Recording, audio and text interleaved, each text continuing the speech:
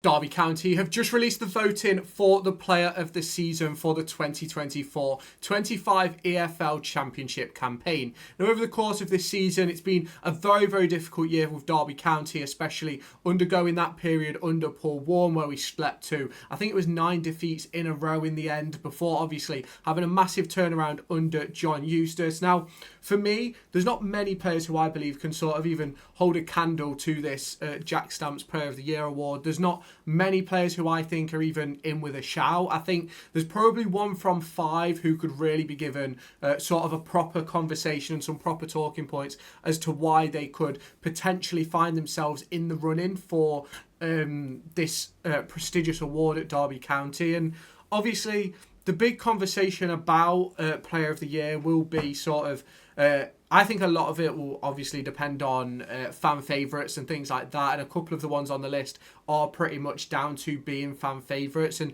we're going to get into them in a minute. I've picked out 5 of the Derby County squad who I believe can be in the conversation. You can obviously let me know your thoughts down in the comments. If you've not done so already, hit the subscribe button, turn on the notification bell, hit the like button as well to help push this video to brand new audiences. But shall we get on with number 5? Now, for me, I understand this player's not really been a major involvement for Derby County this season, but since probably the start of March, he's had a massive, massive role to play in Derby County's turnaround, and he's had a massive role to play in the back three that Derby County have been running over the course of recent weeks. And it does start off for me with Liverpool loanee Nat Phillips. Now, obviously, early on in the season, Nat Phillips found it hard to break into the team. I ultimately felt as if he was very hard done to by Paul Warne, and I do believe that he deserved his opportunity a lot sooner than he eventually got it. And I felt as if he just wasn't really given a proper, true opportunity by Paul Warne. But John Eustace came in, gave him that chance, obviously with injuries coming in as well. And I think Nat Phillips has been excellent and really worked himself into this conversation. Now, I don't think he will win it, but I think he's at least got to be in the conversation for his performances over the course of the last 6 to 8 weeks, where I think he's been absolutely tremendous for Derby County, especially since the introduction of John Eustace. And I do think that if there's an opportunity in the summer to potentially bring Nat Phillips back, I think it certainly should be a conversation that should be had with the likes of John Eustace, the likes of Nat Phillips and the agents, etc., to make that deal happen. Because I do think over the course of recent weeks, he's probably been one of our better players, and he's quietly gone about his business and just done his job. And that's something which you can't take away from him at this level. There's not many players that go about their business quietly and get the job done, but there's a couple on this list who do. In at number 4, it's another signing, one which came in January. I've gone with Matt Clark. I think he's been unbelievable for Derby since returning to the club. I think Matt Clark gives you exactly what you anticipate Matt Clark to give you. High-level championship player, a very, very good defender, and someone who's certainly going to sort of set Derby County's defence in a good position going forward. Now, obviously, didn't have the greatest of performance at the weekend up against Pompey, with a couple of poor moments from him up against the likes of Matt Ritchie. But ultimately, across the course of this season, I think Matt Clark has been a very, very good player for Derby County ever since he joined. And I think it's certainly someone who I think over the course of the last few weeks has definitely driven himself into the conversation. And I think, obviously, the voting ends on the 28th of April. I think it certainly opens the door for him to sort of have a real sort of step towards that trophy for, I think it would be the 3rd time that he's won it if he ends up winning it. But he's one of those players for me who you know exactly what you're going to get, puts in a 7 out of 10 every week, and ultimately, even when he has a bad game, he's still probably one of the better defenders on the pitch, and that's something which you cannot take away from him. And I think Matt Clark, since signing from Middlesbrough, £250,000, probably in the conversation for signing of the season. I think he's been unbelievable, and I think he has to be in the conversation there at number 4.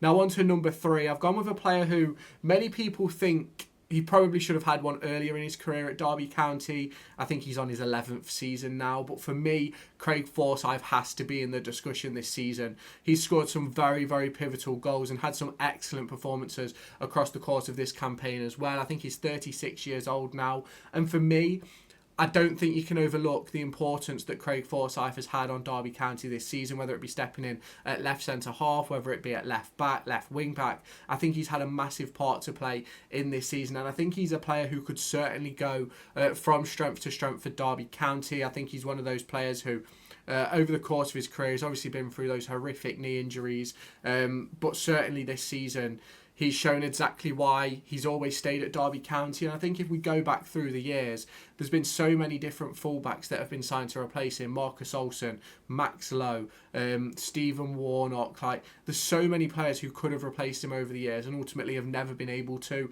And I do believe that Craig Forsyth, although not the player he used to be, has had a tremendous impact on this championship campaign for Derby County, and something which I think will be sort of used as sort of a baseline for any left backs, any centre backs we bring in over the course of the next few years. And for me, Craig Forsyth, that massive goal against Blackburn, scored a massive one against Preston North End. You cannot ignore the importance of him, and you cannot ignore the important goals he scored over the years as well. For me, he has to be in the running. I've got him in third place for this Player of the Year, but I can understand why many want him at the top of the list, and in my opinion he probably should be there as well.